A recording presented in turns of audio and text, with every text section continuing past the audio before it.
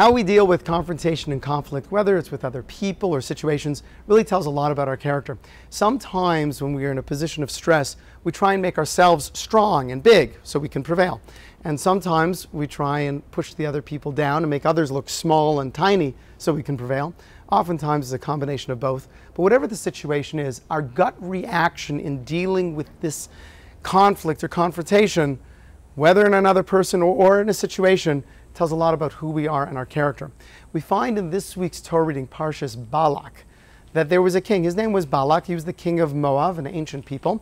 And he was afraid that the Jewish people, on their travels from Egypt to Israel, perhaps would get into war with him.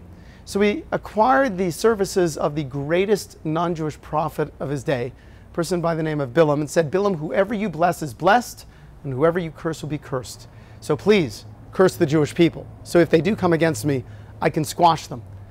Why did Balak not ask to be blessed himself? Why would he not want to say, make me so mighty and strong that everyone will stay away from me? There's a very simple answer. Because Balak is an evil man.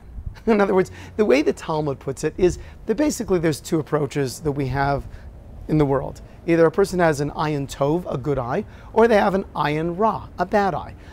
An ayin tov, a good eye, is someone who sees the good in the world, sees the good in himself, and therefore the good in situations. That person would want to be blessed himself. A person has an ayin ra, an evil eye, he sees the bad in the world, he sees the bad in himself, and that person is more interested in making others small and insignificant. Which one are you? Now, it's true, even good people and wise people, under a moment of stress, can go to the dark side.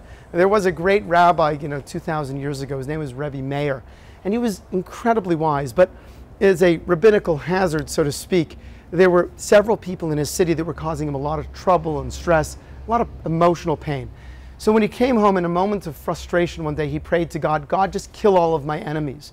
Well, his very wise and holy wife, Bruria, said to him, Mayor, it says in Psalms that God will remove the evil from our midst, not evil people. You should pray rather that your enemies, they do tshuva, they repent, and they become nice to you. That's what he did, and that's exactly what happened. That yes, it's true. People that have a positive outlook in life, they want to be blessed and they want others to be blessed. That's how we want to be. Sometimes, due to the difficulties of life, we fail, and we might wish harm on others. But that should not be our initial go-to reaction. Rather, our reaction should always be to look for the good in others, look for the good in situations, and therefore we should always pray that the Almighty should bless us and make us greater to bring more good to the world.